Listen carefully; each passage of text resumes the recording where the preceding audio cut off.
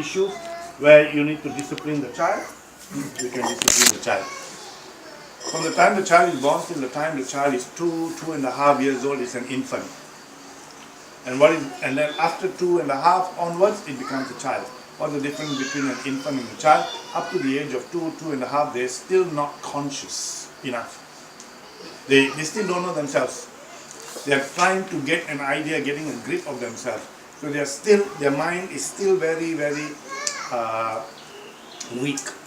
After the age of 2.5, now you can talk to them, you can make sense, they can understand, some level of communication can take place. Okay.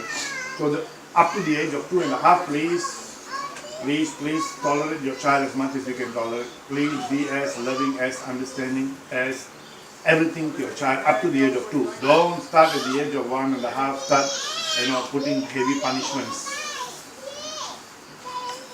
You will basically get a child who will discipline, but the child's potential is going to be affected. He's going to end up to be a quiet child, a frightened child, a well-disciplined child, a non-creative child. He'll become just a child who doesn't believe in himself. But yeah, goes to school, it won't be able to cope so well. But yeah, it's all well-disciplined. It doesn't have that boldness to be like a really tough, solid, person ready to take on the world. The child does not have this. The child needs to be given the confidence to grow, to express, to test and experiment and look for and try. Now, when you study the story of Adam and Eve talks about, this is just offline, just for example, Adam and Eve talks about that as soon as they ate the apple,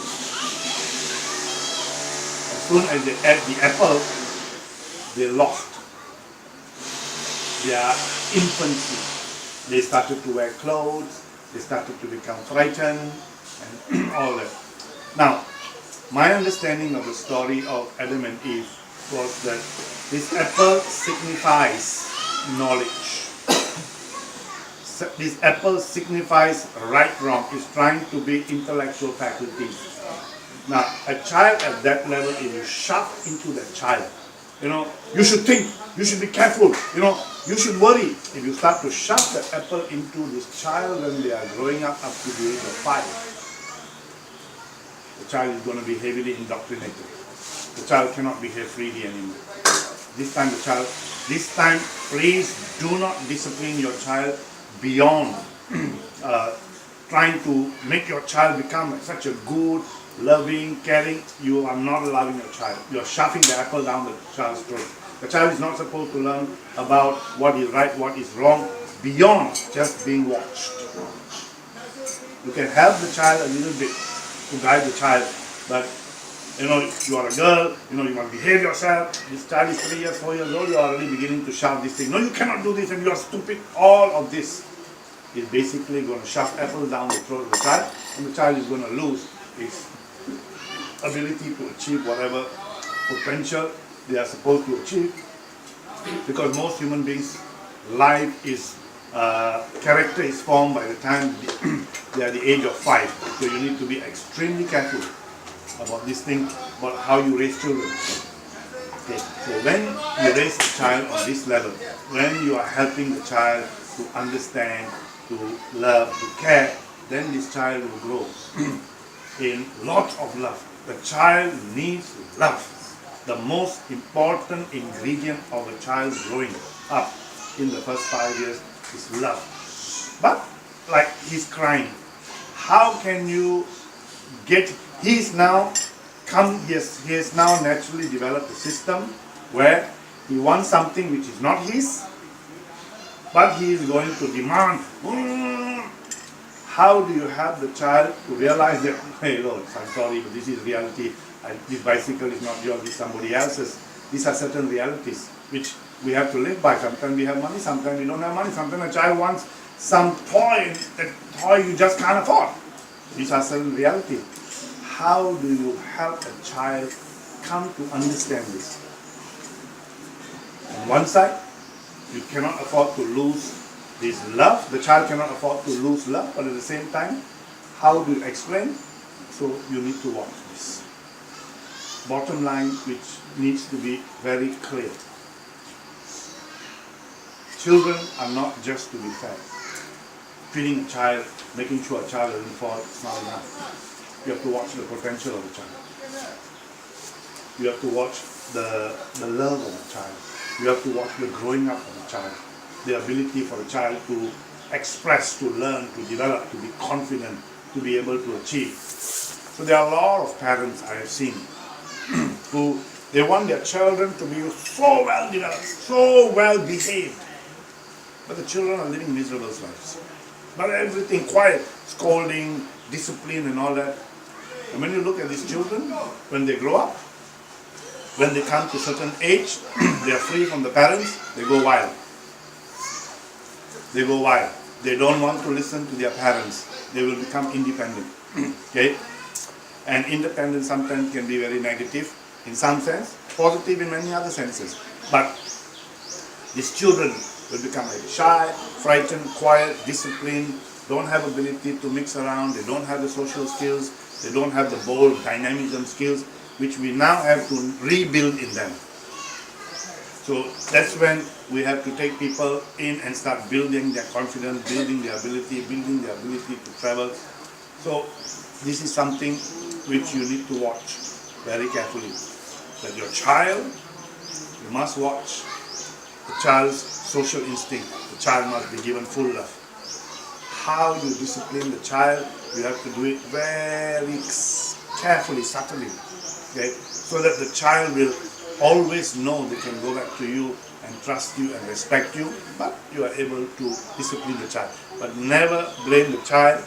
Never think that the child is smart, purposely doing this. The child doesn't know. Never think for one moment your child is trying to be smart. The child is just reacting to the situation. The child doesn't know. It doesn't have any consciousness yet. This was circumstances, reactions, and by chance they tried this and it worked, and then now they're starting to work.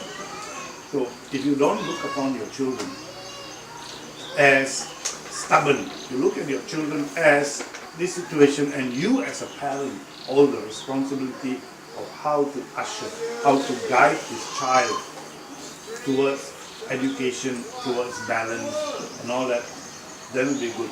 So it is the parents who have to take responsibility, not let the child grow. This is the child, this is who it is, this is his character. You must be extremely careful of this. So, and play a lot with reward punishment in the right sense of the word. Like if you are going to be someone who's threatening the child, okay, the child is going through pain and the child is in a small sense being rejected, you need to have some sweets at the end. The moment you are able to turn him around, give him a sweet. To show the child, I love you just as much. But sweetheart, I'm sorry, we have to get this thing straightened out. But I love you just as much. Prepare some chocolate, prepare some sweet, prepare something there. So once you get them around, give it to them, so that they do not doubt for any time that you ever love them. Okay? Because many children are abandoned. I have seen in some families, okay, they just put the child into a room, lock the room, say where you want to say, do what you want to do, cry until you keep quiet. Okay? Now the child will keep quiet ultimately because the child needs love. The child needs to belong. He'll ultimately keep quiet. But you're killing that confidence, that ability to do many things and try and experiment. You're killing this. But you got your child disciplined. Yeah, you well behaved. You got a physical person who will behave, but you're destroying their creativity, you're destroying their potential. You have to be extremely careful. Raising children is not about raising a physical body who will discipline, who will grow and then become somebody who is able to reproduce or what.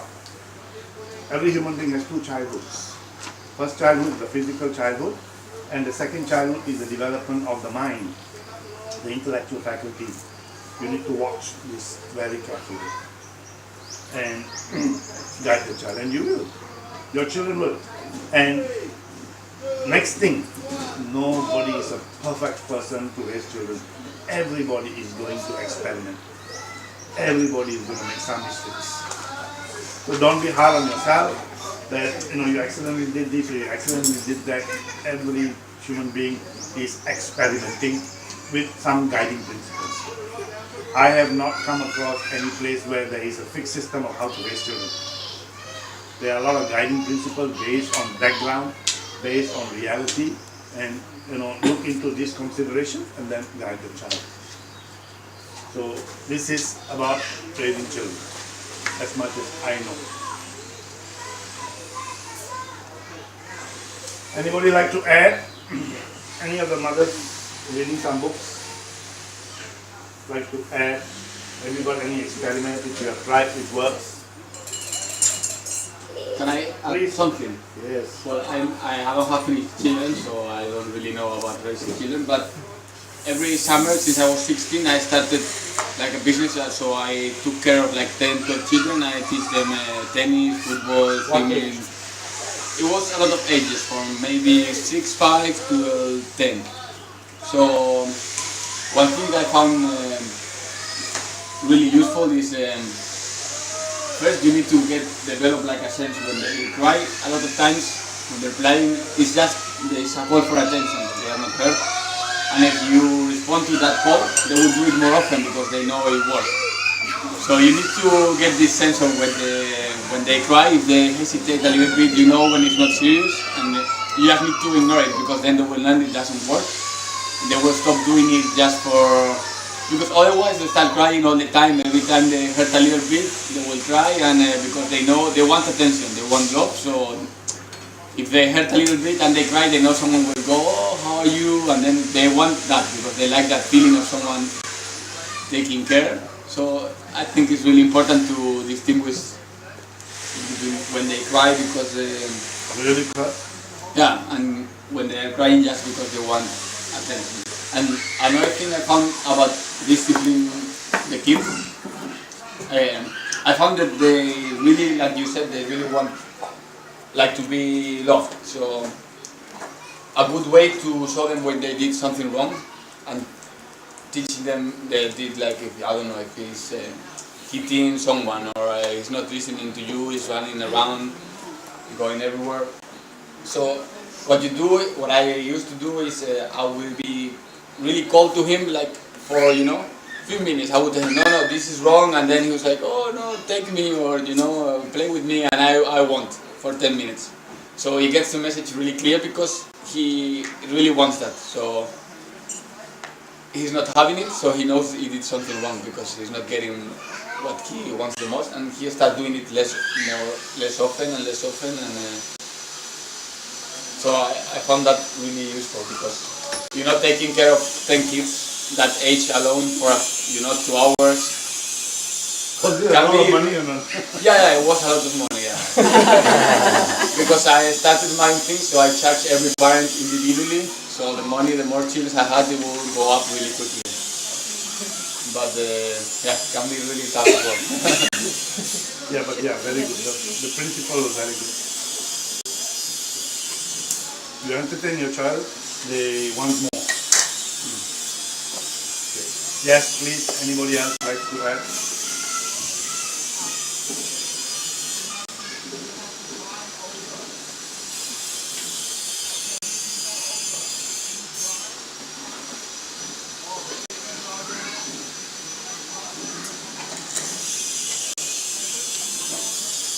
No?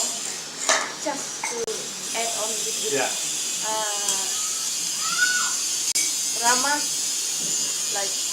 Rama's situation. When he wants something and he feels like this thing is his, he doesn't want to give up. He doesn't want anybody to touch.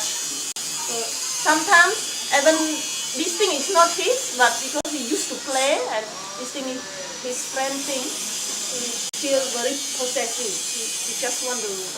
He doesn't want to accept that this is somebody's thing. So when he cries, he wants to get something, right?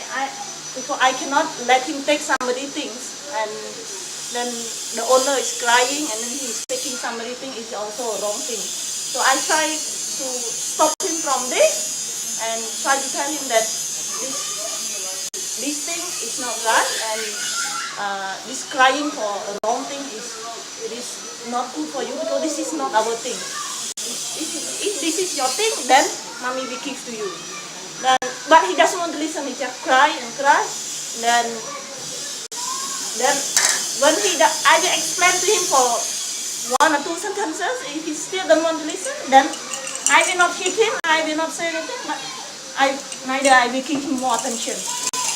But at the same time, when I listen to big teacher, that maybe I have to add a little bit more. The point here is, if he calm down, then I have to also start to show love to him that okay, this is the right thing. That you have to accept that this is not our thing. If it is our thing, then you can take. So he already calmed down, but most of the time when he calmed down, I feel like my responsibility finished. But then I have to add this point that I have to start to give him love after the punishment. I have to give some reward. Yeah, I found that when I think kids can really tell when you're angry, and then I think you need to be, because for example, if I don't know, I'm teaching tennis one kid, and another one wants my attention, and he's, no, play with me, or he's taking the thing, But I think if you show him you're angry just for a second, he understands, because it's like in nature, you see, like, I don't know if you see the documentaries, the lion or something, and the small cub is playing. If he's playing too much with him, he doesn't want anymore. He goes one time, and the cub understands. He's like, I don't have to mess more with you. So what I do there, I just get angry and I'm like, no, I'm teaching her, so you need to wait. But then if he waits, I will show him, you see, it's good, like now after this I will play with you. I'll try to reward him for doing the right thing. If he waits, I will reward him. It's not just like I yell at him like, no, I'm teaching here, so you need to wait. But then if he waits, I will tell him, you see, very good. Now when I finish, and then afterwards I will do something with him, special or something, so he knows he did the right thing. Yeah. Yeah.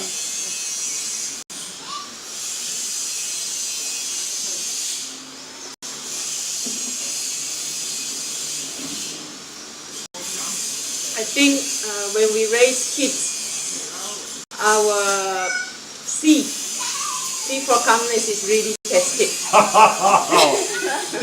Once I told you about how calm you have to be. Well, no, but to be fair, I understand, because I only did, 2 hours every day. So if 2 hours felt like, when I worked then later as a waiter for like 12 hours, it felt less than those 2 hours. Oh, really? So I wouldn't want to be with 10 kids for a whole day. 2 hours. He will love his wife.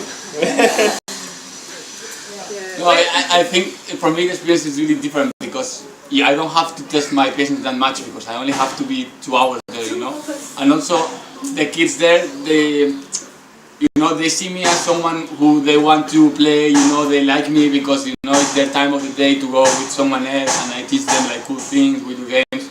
So it's not the same as being the parent, which I think is way more difficult, because you are the whole day, and then sometimes you're tired, you don't want to do things with the kid, but he will be always there. And for me, it's only 2 hours a day, so it was more easy, but it's still challenging because there was a lot of kids. So sometimes you will have to go running with one here, another one is going there. Tell us about your calmness. Maybe he can join Adam's group. Yeah!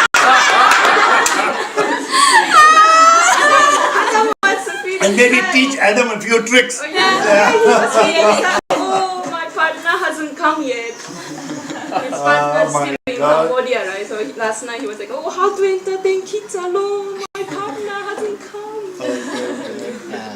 Now access is happening. Can I? Yes. Yeah, I don't have children. Yes, but I have a lot of experiences around this big family, especially my 2 grandchildren in Malaysia. Yes, and of course all of my grandchildren, they call me Jay Khmeng. Jay Khmeng means young grandmother, because big teacher old, so they have to call me grandmother as well. So what I see, according to my experience and what I have been observing, kids like how this big teacher said, like he says very, very true. One thing which we have to, especially for the parents, one thing you have to know very clearly that in the family, even though you live with uncle, aunties, or grandmother, there are only two boxes in the family, father and mother. There's no other will come, okay, when you discipline your child and then the auntie come, no, no, no, come to me, yeah, yeah, yeah. You see your mother is like that, like this one don't allow at all.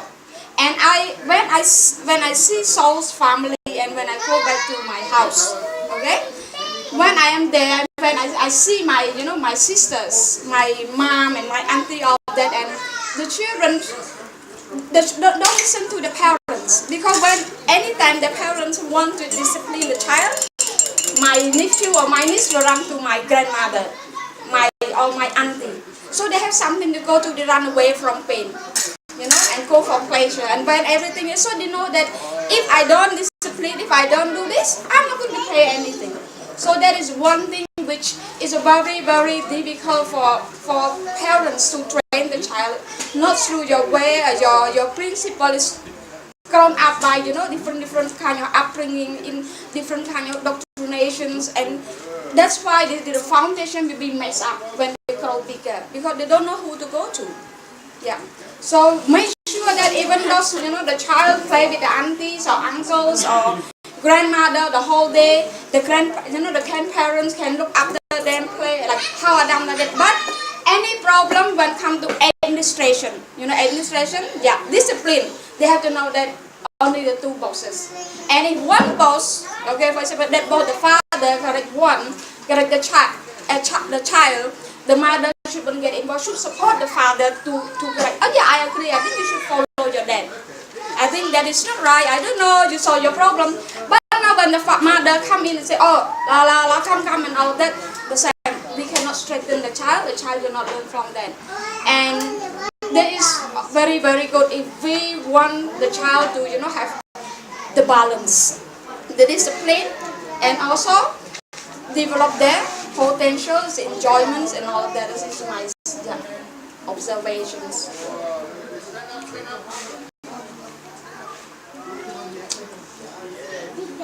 Any other person? Any uncles and aunties who like to add? You all have nephews and younger brothers and sisters.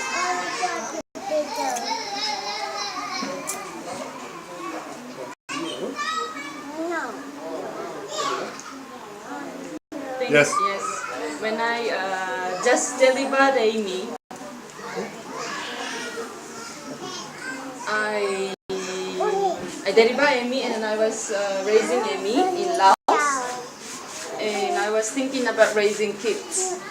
And I thought raising kids is actually the best way to train myself to be great, because I have to be the example. If I want to tell Amy to behave in certain way, then I have to do it first. If I want Amy to be dynamic, I have to be dynamic first. If I want Amy to be really confident in any situation, I have to be confident. If I want Amy to develop the skill to mix around with anybody, I have to mix around with anybody. So I felt even though I was not in any study program or whatever, I was raising Amy, but that was the study. The raising kids act was actually my lesson to develop myself. So I thought actually raising kids will make me great. So I think I like to be with kids. It makes you think a lot. Yes, yes. It makes you calm. Yes. It forces you to try to, become a role model. How to manage, how to balance. We think we so concerned about potential, but come to the real situation, we realize that we actually get angry very fast. Yeah.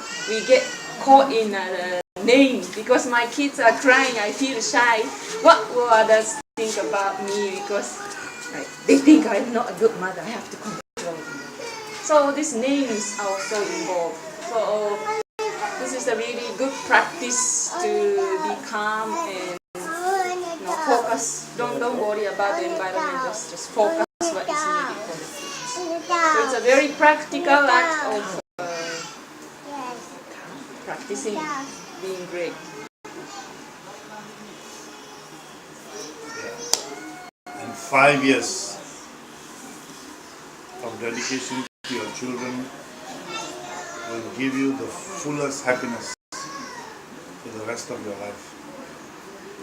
For the rest of your life. You will always be fulfilled, happy, satisfied that you did your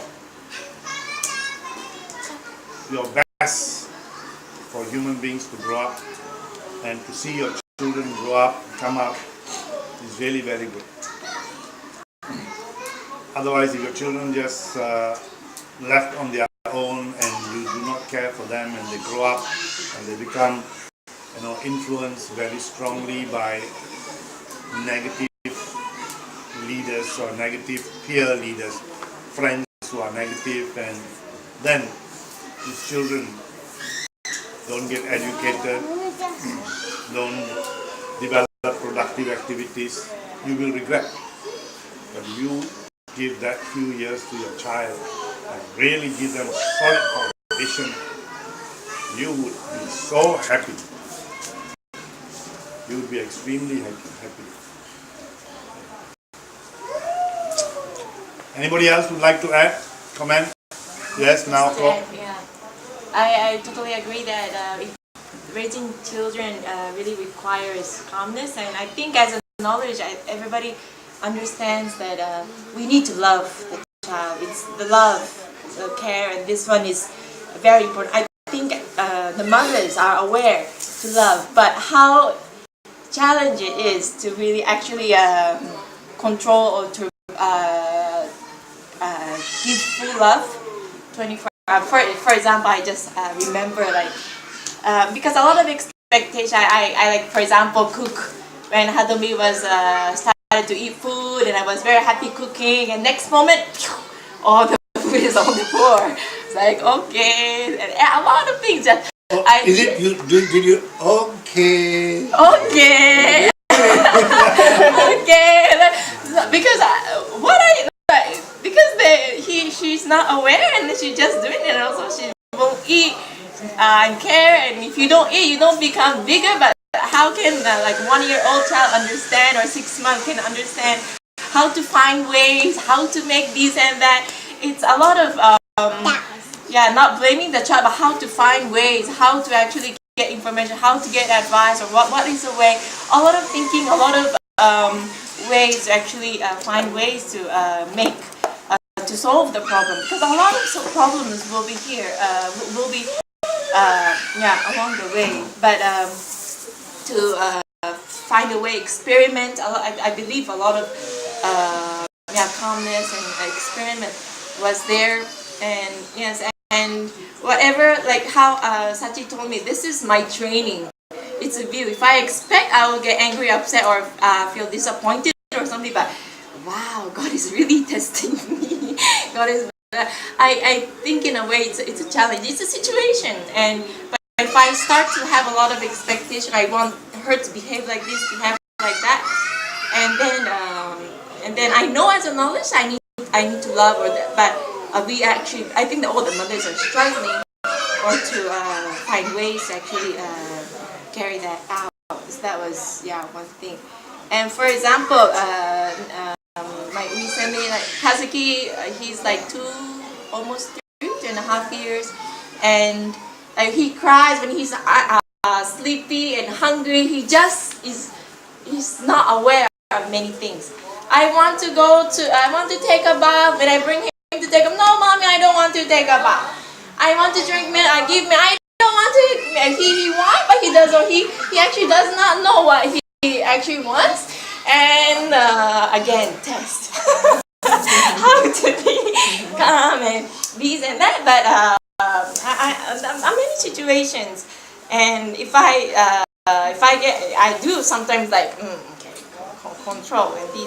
But I believe it's a teamwork. Many situations, like this is just one example.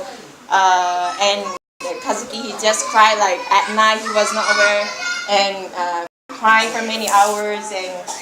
And Makoto is just sleeping on the bed. He just doesn't wake up at all. Really? Yeah. He has a skill. He doesn't wake up He's at got a all. skill not to wake up.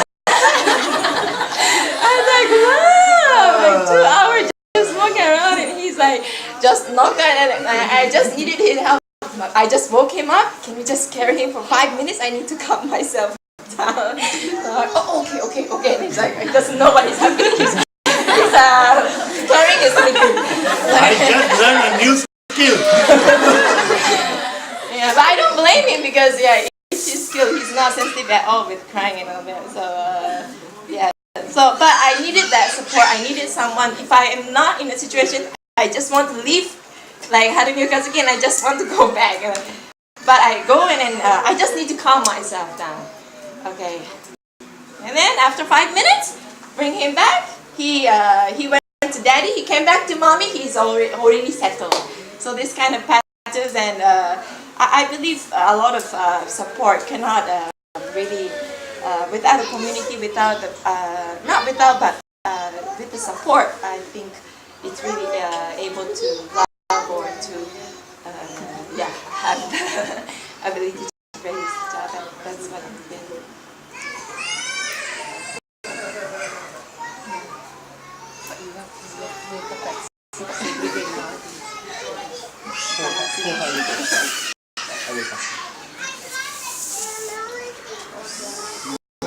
Sergio said something very important. Please, who? No, come, please, you share first. I just want to share about things that I observed in Malaysia when I was teaching there. I want to talk about the danger of having two parents not working as a team. In my school, there were two twins, which is in itself is another topic. But they also had it was a big family, 5 kids, 2 parents. 5 kids, 2 parents. Dad works a lot, 2 jobs, and mom is This is Kazakhstan? Malaysia. Oh, Malaysia. And mom is a housewife. So most of the kids that I was teaching, they were like big Chinese or families. Malay? Malay. So the kids were very known for bullying others. The 2 twin sisters, they're 11, 12, and their sister who's 15. So they bully everyone. They're the gangsters, and they run the show. So I started to have lots of problems in the classroom. Some kids don't want to come because of them. They bully the teachers. They try to break all the rules and challenge the teachers, to me and another one. So okay, I go to see the parents and try to find out the situation. So the dad is super strict. He understands everything. He even knows some psychology. He seems to know how to deal with his kids, but he's very strict. And the mom is on the opposite, is super soft, very loving, and super soft. So a lot of times I've spoken to her many times, and I would go to their house and say, so and so, this is the problem, how can we solve, I want to help, blah blah. And the kids come in front of her and they just start a bit of crying. Oh, I did like this, and they just justify their actions, everything. And they just speak in Malay, and I know that they're lying, but they just put their tears in their eyes and just play a bit in their favor. Drama. And mom says, okay, it's okay. And then, so what happens, I think, is that the dad proposes the rules, they're super strict, but mom doesn't agree, so she says, oh, it's okay. As long as the dad is not there, you can do whatever you want. So what happens out of school, the teacher is the authority, but it's less an authority than the parents, right? So you impose the rule and they just know that they can break the rule now. As long as the strictest person is not there, they can do whatever they want. So that comes at the cost to the society. Kind of. That's what I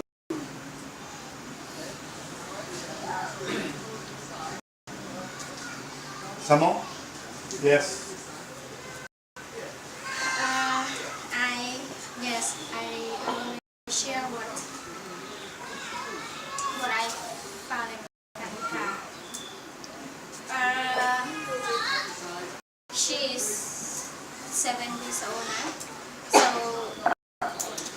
but sometimes she aches or she likes to cry because she wants attention from me. So in a situation, some situations I give her attention. Sometimes I cannot give because I realize that the more what he said, the more I give her attention, the more she continue crying. And when I realize that when she wants something like she just only want attention, she does not have problem or physical pain or yes. So I walk away like this morning. In the morning she got up and cried. She got up and cried and asked, can you tell mommy what is wrong? What is wrong in the morning? You start to cry and that. And I fold the blanket. She throw it away or she yes. And then I said, I walk away. Once I walk away, she got up and changed her clothes. And I feel like if in the moment she does not have any physical pain, and her purpose is to sleep with me, to continue sleeping with me, and it was 7 o'clock. So I realized that I should learn more to understand more. Sometimes she only wants attention, she does not have any problems. So when I try to give her too much, she will take over. She does not. But when you walk away, she gets up. She get up and change clothes. And where are you? And I was in the kitchen. You must not do that. You must never do that. So what can I do? Yes.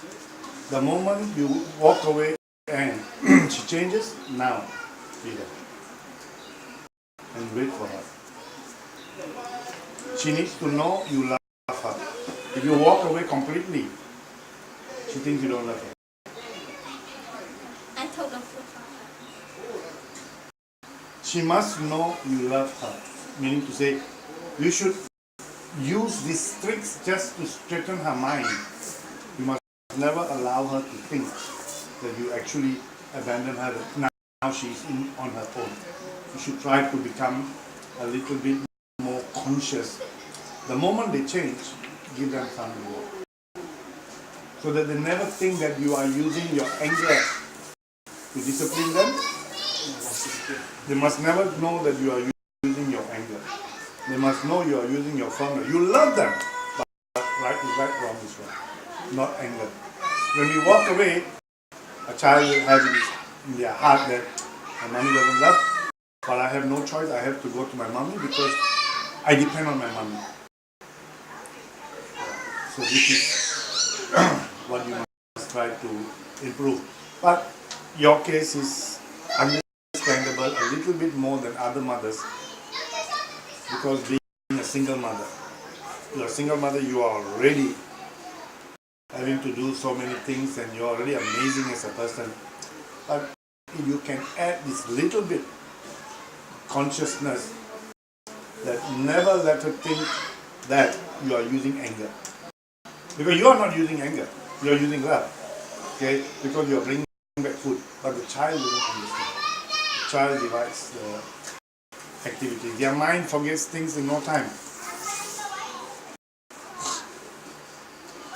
So, yeah, that part just be careful. That's all. Yeah. And one thing I realized that especially from all these mothers, yeah, and what I see in them that it's not easy. We can only love the children when they are clean, they look beautiful, they smell. Mothers or uncles and aunties? Uncle, auntie, yeah. Okay. It's like we go to them, we play with them, but when they poo-poo, they pee-pee, they okay, go to your mommy, So all these things, so it is very, very natural, okay? And I see that the parents, especially the mothers, I don't really talk much about father, but yeah, you don't talk about that. Yeah. So I see that they have the skills. These skills are very, very important. The skill to keep the children, be active and have creativity. Because the main thing when we raise our children, we have to be really very, very concerned about their potential. We cannot put, like how teacher says, put apple into their mouth, put this wrong upbringing or wrong indoctrinations into them, too strict, too much into this, and it cannot. We have to be really and keep them active. For example, okay, because I came from the Cambodian culture. I'm still Cambodian. I came from this Khmer culture, and when after I joined Seoul for 15 years, and I live in this environment, when every time I go back and here I'm learning science of life. How can we raise our children through to achieve full human ability, train them in a scientific way, not cultural way, not simply just talk to them about goals or this and that. Have to be scientific. When we talk to them, we cannot simply just talk to them. We cannot, because it's going. So when I went home when I went home, especially this time when I went home, and 2, 3 or 4 of my nieces and nephews, okay, 4 of them, like they for their children, so they all the time they want to be active, they want to play, they want to do, so they just want to then the parents don't have any creativity for them, don't have any opportunity to play, like all of these things. Just okay, leave them, so they will be in the room, they watch the iPad, or it's not like that, they will be stopping the one, the naughty one, the bully, the small one. So all these things, so when I look at them, they are there spending time with their children, okay, all down there, the children are there, they are there, the parent, auntie, uncle, but there is not looking after the children. It is just make sure the children get into danger. That is different thing, and very common for parents or auntie, uncle. Okay, come, you will be with me. Put on the TV or give the handphone. That is not look after the children. You have to give them something which help them. It's not make them like that, because that is not looking after them. To give them handphone, turn on the TV and just let them play and you watch them. This is not look after. No, it's not. I don't know why, but we need the adults or the parents should find ways to have different activity, make them learn different certain age, then learn different things. So for example, now we have 2 infants and childhood, this child. So we know we categorize them. What are the activities which suit for the infant ones, and what are the activities which suits for the children. So when we look at that, we don't house a demand on the small ones. We have clear principle that those are activities are separated for them to improve, to learn from that, and we see that the improvement through that is one thing. So we, uncle, auntie, should find as much as activity as possible, help them to be productive, into productive activity, one thing. And another thing I realized, and I'm very, very concerned, even though I don't have children, because I think that the children will be the future leaders.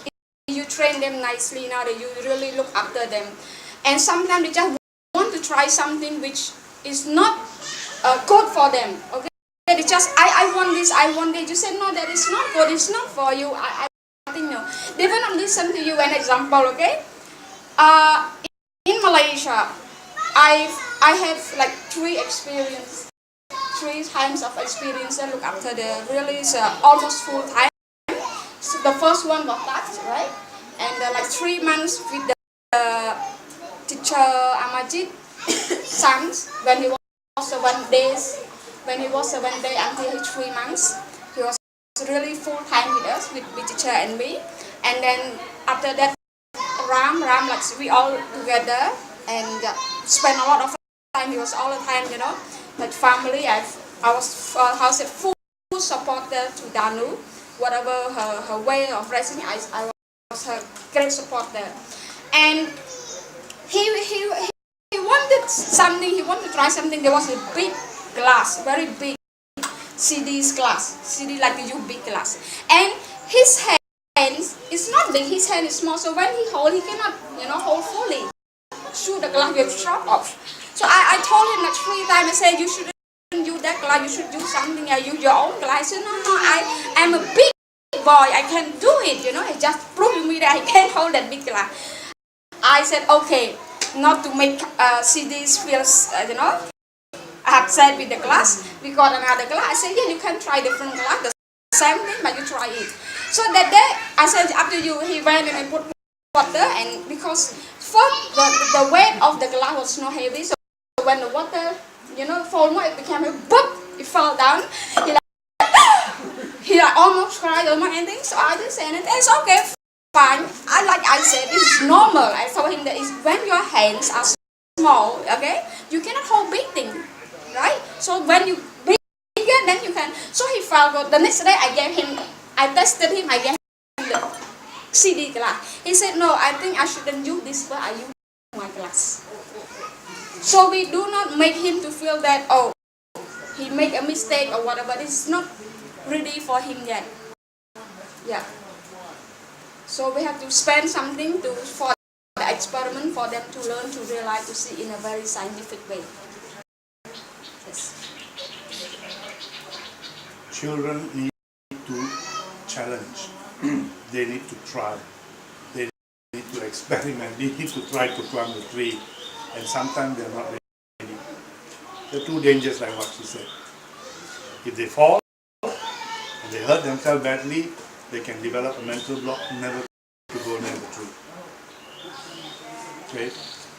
Now, so what do you do in situations like this? You have to be extremely careful. Like what she did was perfect. We are helping the child to see that we encourage your excitement, your adventure, but we are also telling you certain things are not possible. So when this glass falls, and then instead of scolding or whatever it is, help them to understand. Now they realize, but their creativity is not broken. Their desire to try more is not broken.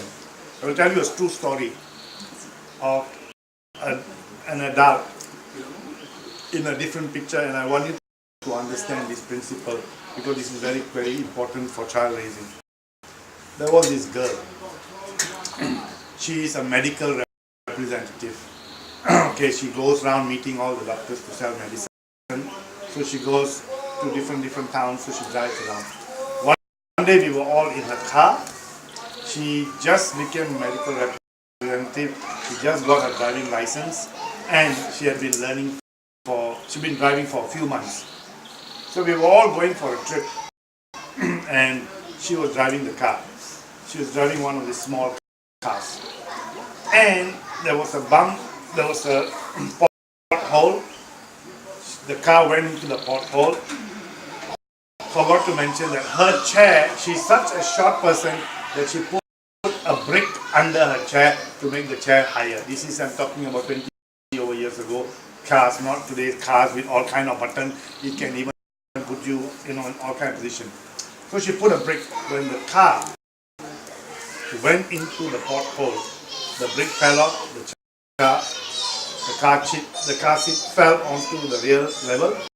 So it was lower, and she didn't drive. We went into the ditch. We fell into the drain. Small car, 5 of us, we pulled the car out. She refused to drive. I don't want to drive. She was a new driver. And there were a few others down there say, okay, I will drive. I said, nobody will touch this car. You sit down and you drive this car. If you don't drive this car, you will never drive again. You have been driving for months. This is one accident out of 100 hours of driving. You have one accident. You are 99% good driver, only 1% wrong. You sit down and get back into the car and drive. And with all nervousness, with all fear, she sat down in the car and she drove. And what she realized was she could drive. But if that day, one of us took over the car and didn't let, she will never drive again. The same way when your child, in the same principle, sometimes they are going to do certain things. They're going to make mistakes. The moment they make mistake, you need to basically support them very strongly. This is fine. You cannot kill the creativity. You must watch their creativity very carefully. You cannot afford to put a mental block into their brain. They fall down. It's fine. Sit up, talk, laugh, care. Don't worry, it's okay. Try. This time you cannot climb by yourself, but I will help you. See, you can climb, but be careful just down there. Your body is still small. You cannot allow their creativity to be broken.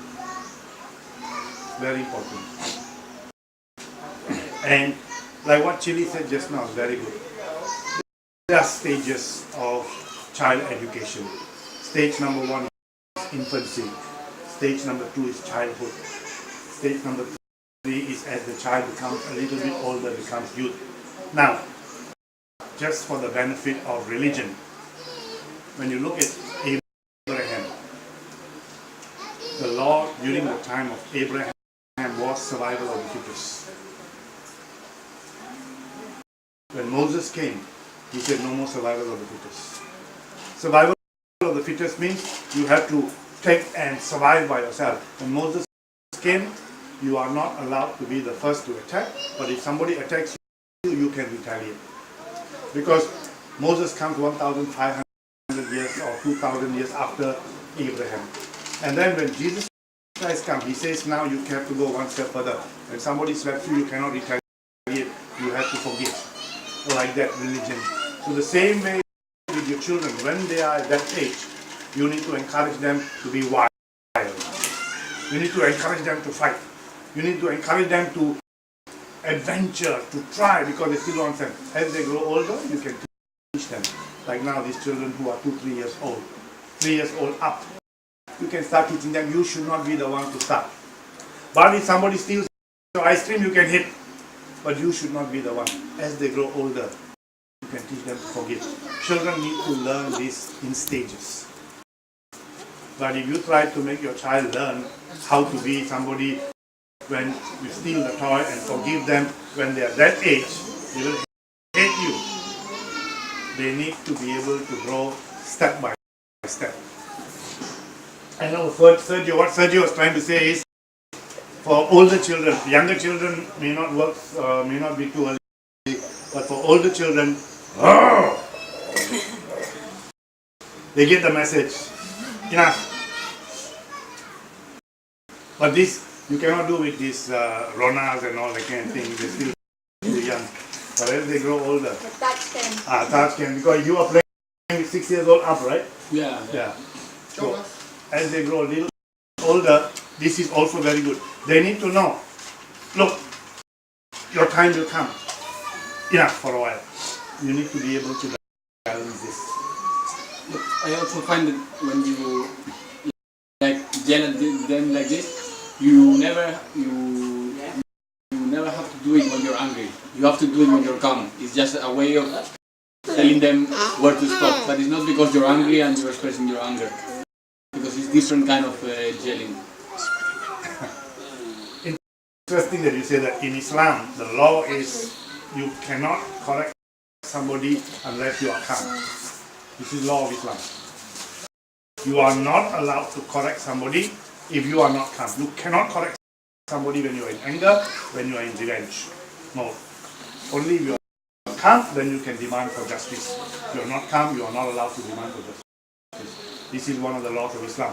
What people are following is different. But if you really study in the law, that when you go for war, you cannot touch the women, you cannot touch the children, you cannot touch the old people, you cannot even touch the trees. You cannot cause any damage to anything or anybody who is not associated in that problem. If somebody cheats you, you solve the problem. You can't touch the father, brother, uncle, sister, you can't burn their house, you can't cut their vegetable, you can't steal their thing, you only deal with that person. And you must deal when you are calm. If you are not calm when you deal, it's not acceptable. Yeah, it's very good that you mentioned about this calmness. You cannot basically our children when we are emotional. We have to correct them when we are fully calm.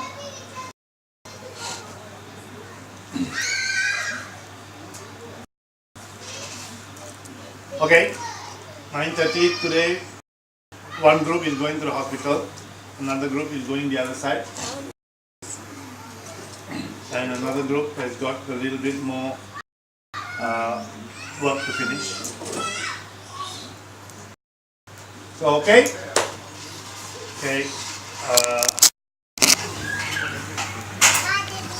Thank you. Issues where you need to discipline the child, you can discipline the child. From the time the child is born till the time the child is 2.5 years old, is an infant. And then after 2.5 onwards, it becomes a child. What's the difference between an infant and a child? Up to the age of 2.5, they're still not conscious enough. They still don't know themselves. They are trying to get an idea, getting a grip of themselves. So their mind is still very, very weak. After the age of 2.5, now you can talk to them, you can make sense, they can understand, some level of communication can take place.